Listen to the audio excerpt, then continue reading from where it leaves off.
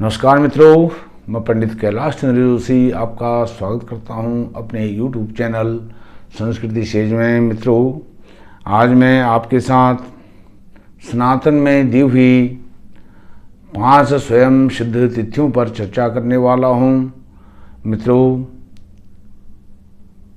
वह स्वयं सिद्ध 5 तिथियों में आप जो कोई भी कार्य करना चाहें, मंगल कार्य करना चाहें, वह कार्य आप कर सकते हैं और वह कार्य निर्विघ्नता पूर्वक पूर्णता को प्राप्त होता है। इन तिथियों का इस प्रकार से विशेष महत्व है, विस्तार पूर्वक चर्चा करेंगे।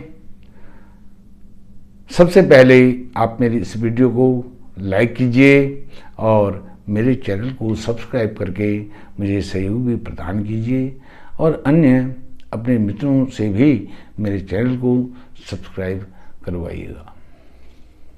मित्रों, आइए उन 5 स्वयं सिद्ध तिथियों पर चर्चा आरंभ करते हैं। सर्वप्रथम स्वयं सिद्ध तिथि है श्री रामनवमी। श्री रामनवमी को भगवान मर्यादा पुरुषोत्तम श्री राम जी इस धरती पर अवतरित हुए थे और यह रामनवमी चैत्र शुक्ल पक्ष की नवमी तिथि को होती है। प्रत्येक वर्ष इसी तिथि को होती है और इस दिन जो भी कार्य आप करना चाहें, विवाह, यज्ञोपवीत, चूड़ाकरण, उपनयन, वेदारंभ, समावर्तन कर्म आदि, यह सब कर सकते हैं। गृह प्रवेश, गृह पूजा आदि भी कर सकते हैं बिना पंचांग को देखे। यदि आपको आगे पीछे कभी कहीं कोई भी शुभ अवसर इन कार्यों के लिए नहीं मिल रहा है तो आप श्री रामनवमी चैत्र शुक्ल नवमी के दिन यह कार्य आप संपन्न कर सकते हैं। दूसरी स्वयं सिद्ध तिथि है अक्षय तृतीया। अक्षय तृतीया वैशाख शुक्ल पक्ष की तृतीया तिथि को होती है और इसी दिन भगवान परशुराम इस धरती पर अवतरित हुए थे। भगवान परशुराम जो भगवान नारायण हैं उन्हीं के अवतार माने गए हैं और इस दिन को अक्षय तृतीया के रूप में मनाया जाता है। भगवान परशुराम जो चिरजीवी हैं, सप्त चिरजीवी, उन सप्त चिरजीवियों में से एक हैं। अश्वत्थामा, बलि, व्यासो, हनुमाश्च विभीषणः कृपः परशुरामश्च सप्ते ते चिरजीविना। इस प्रकार से परशुराम, भगवान परशुराम चिरजीवियों में से एक है। इस दिन जो भी कार्य किया जाता है, मंगल कार्य, मांगलिक कार्य, वह अक्षय को प्राप्त होता है। उसका कभी क्षय नहीं होता है, अनंत गुना उसका फल प्राप्त होता है। जैसे मैंने पहले पूर्व में बताया था, उसी प्रकार के मांगलिक कार्य आप इस अक्षय तृतीया में भी कर सकते हैं। और विशेष करके इस दिन दान देने का विशेष महत्व है। जो कोई भी आप दान दें उसका अक्षय फल प्राप्त होता है। तीसरी स्वयं सिद्ध तिथि है श्री गंगा दशहरा। श्री गंगा दशहरा ज्येष्ठ शुक्ल पक्ष की 10वीं तिथि को मनाई जाती है और श्री गंगा दशहरा के दिन जो महाराज भगीरथ हुए, उन्होंने कठोर तप किया सगर पुत्रों के उद्धार के लिए, गंगा जी के अवतरण के लिए। तब गंगा जी इस पृथ्वी पर अवतरित हुई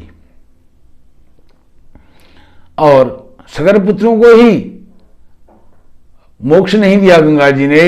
इस भारतवर्ष की जितनी भी भूमि है उसको हरा भरा किया, पुष्पित और पल्लवित किया और असंख्य करोड़ों करोड़ों जीव, जंतु, मनुष्य आदि को एक नवजीवन प्रदान किया। चौथी स्वयं सिद्ध तिथि है श्री विजयादशमी।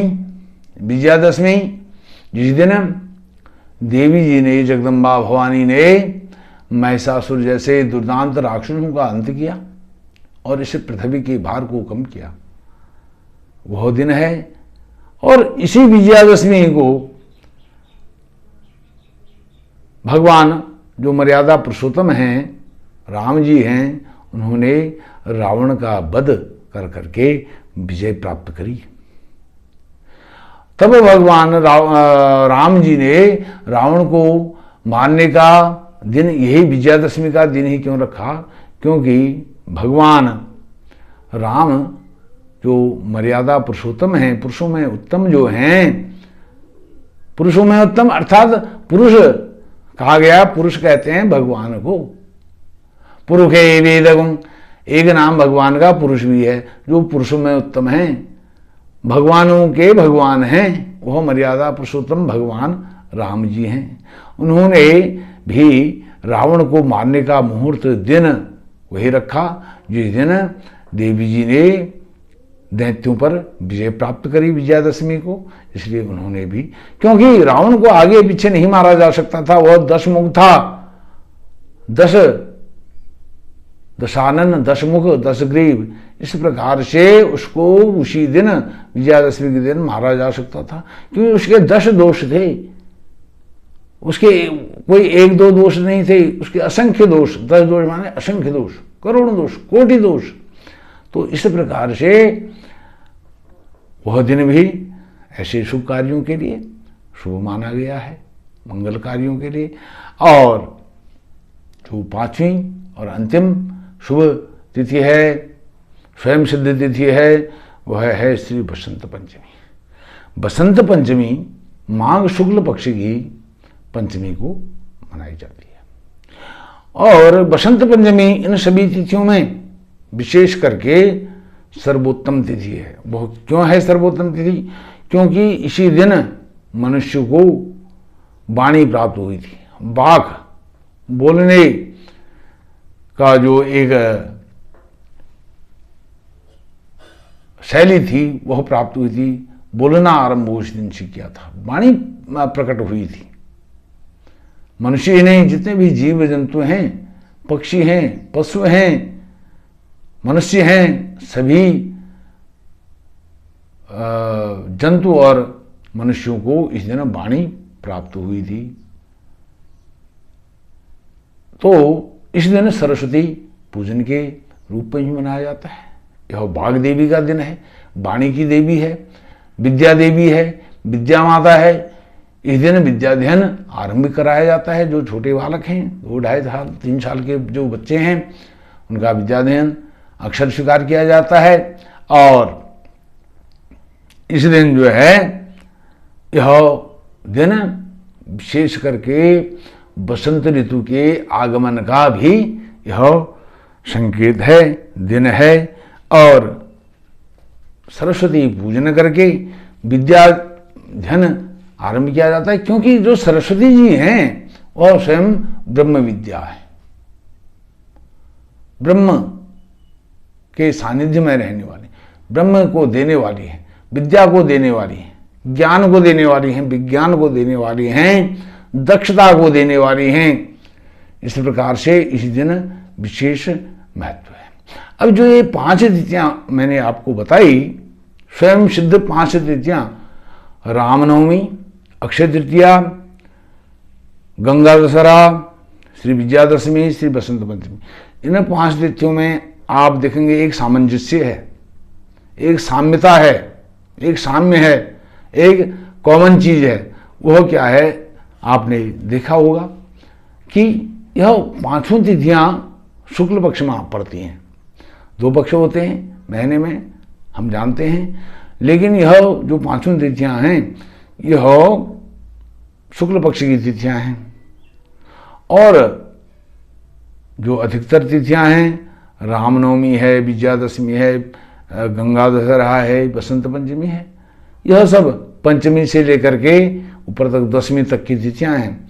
लेकिन मात्र एक अक्षय तृतीया ऐसा है जो तृतीया को होता है।